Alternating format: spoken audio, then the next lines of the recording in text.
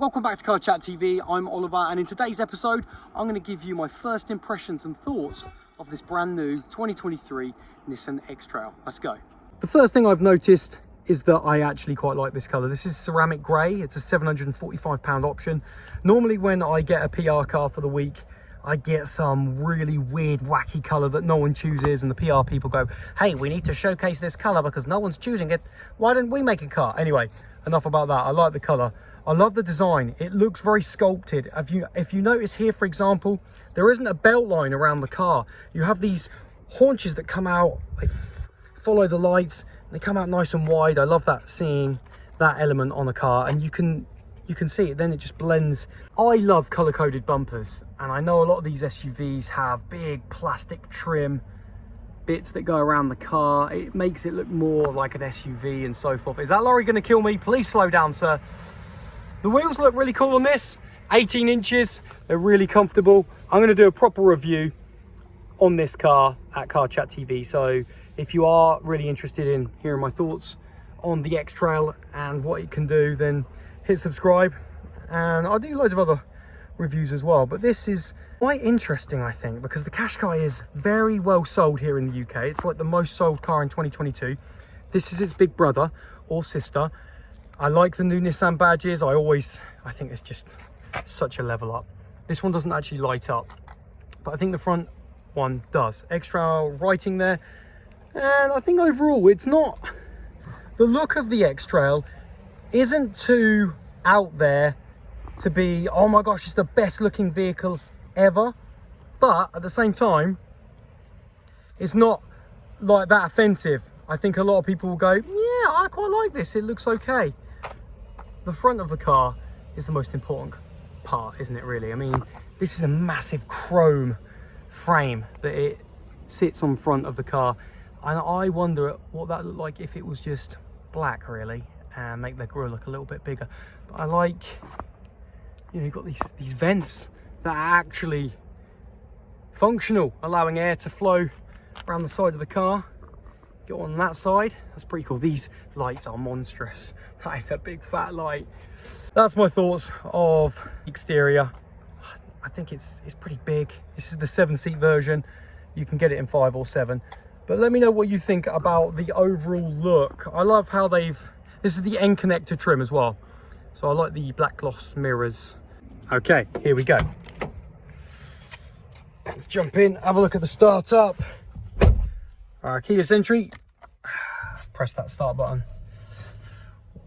Nice wheel. A little bit of a flat bottom edge on there. Normally you have to pay extra for that.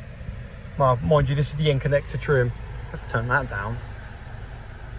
Another cool little thing to mention is the physical buttons on your temperature control. No messing around trying to get all of the temperature on your infotainment screen. It's just down here. I like that, and they're actually really easy and responsive to use. SBCs there, my shades, Tom Cruise aviators, 2 cup holders, nice little chunky gear there. That's actually a wireless charger.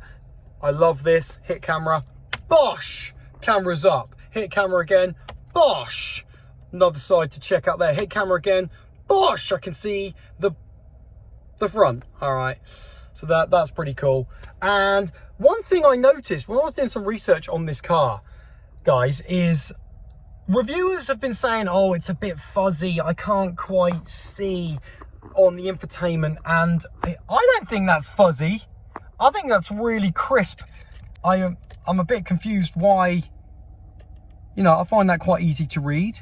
Maybe they are talking about the shading, how that maybe looks fuzzy, but I think that looks quite easy to read.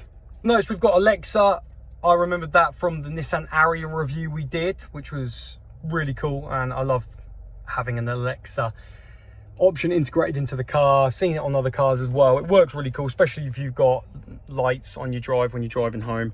The seats are material in the end connector. I love leather. I was trying to figure out a way to say that. Nah, I'm not a big fan, but I do prefer leather. I just don't like the way material feels.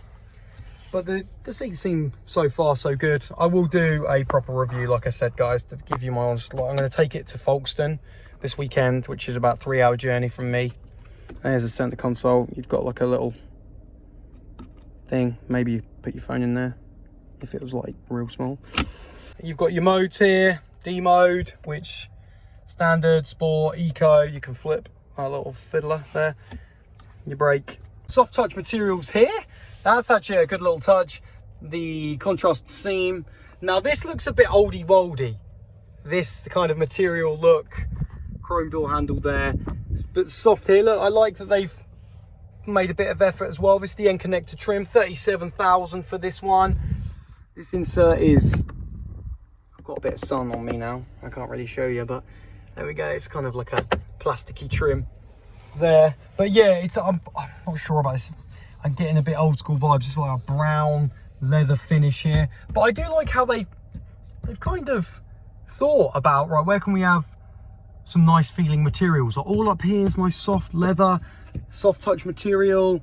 Yeah, that's comfortable, that's good. And all the scratchy stuff is down at the bottom. So end connector trim. You can get this, I believe, in a base trim for 33k, but you don't get an infotainment screen. It's like a radio, which is a bit annoying. This works fine. All apps. Click that. There we go. Where am I? This is cool. Check this out. I literally press this button here on the steering wheel, and I'm a little bit of a weirdo. I love to try and change the view display. I've got two here. Whoa, yeah. Kind of like, they look like speakers coming out the side. That looks fancy. I'm going to leave it on that. All cars should have this. A 90-degree rear door opening. Look, I can walk into the car. I can walk into the car. That's insane. 90-degree angle. That's one thing I think is really cool. And my knees, here we go. I've kind of set it up because this is the 7-seat version. Knees pretty good, knee room there. Got a panoramic sunroof again. And connector trim. Definitely the one to go for. And what's it like in the back? Got a couple of USB-Cs for your passengers, rear passengers. Now this is really cool. You've got these bars. Don't know if I can show that. They slide forward, so your whole thing can slide forward and backwards. And one down here as well. There it is. So I'll literally just slide that forward and backwards. Easy, easy. I love that. Because behind me, I've got the option of another 2 seats. I've left this kind of bar in the way, or I haven't really had time. It's only been delivered today. Cut me some slack. But anyway, look at that. That's how much room. I'm not going to get in there at the moment. To be honest with you, I think this isn't the biggest 7-seater. Also, there's no like USBs back here or anything. It's just like a little bit of an area for a cup and a little hole to put other stuff. But these can go up. These little headrests can go up. I'm not going to do it. Those little other pull toggles, very easy to do it. In fact, I'm going to show you right now. Let's go. Man, it's hot in the UK at the moment. Get this door open. No, I want the full 90 degrees. Yes. All right. Only thing on this as well is 37k. Yeah. Do I get a power tailgate? Nope. So there you go. They're the seats, the rear seats. You can see the space there. That's much better. But not much space. And then literally simple. Just tug on this and then push it forward. Give this a little tug. Oh, I'm good at that. Boom. And then you've got 585 litres of boot space. Very practical. Probably a great option to go above the Qashqai, because this is going to be all the space you ever need. It's a cool little shot there. You can see straight into the front of the cabin. I like the cream headliner. I think that makes it a little bit more airy and lighter inside. Panoramic sunroof. Brilliant, as you would expect. Some cubby holes down here, some cubby holes down here. There as well. Your tools and your bits if you need to fix your tyre. So that has been my episode on the Nissan X-Trail first impressions. It's literally just come today. When it first literally got plonked on my drive, I was like, hello, who's this big bad boy? I don't see many X-Trails on the road. I don't. I see Dukes, I see Qashqais. I love when Nissan updated their design with the sleeker lights. It just looks a little bit more aggressive and angular than their kind of bulbous versions. And I think the X-Trail could be one to go for if you like the design language and you want to be a little bit different, because not everyone wants the be with the crowd, right? There's a lot of cash guys on the road, there's a lot of dukes. And I'm going to do a full review on this Nissan X-Trail. It's the N connector, it's the 1.5 mild hybrid. They do an e-power and an e-power e-force, which I'll talk to you more about it in that review video that I do, because I know I don't want to waffle, and I want you to come back. So anyway, if you like the episode, throw me a like. If you're thinking about getting a Nissan X-Trail, let me know what you think about the car in the comments below. Like I said, I'm going to do another review. Get yourself subbed to Car Chat TV, and I will see you on the next one.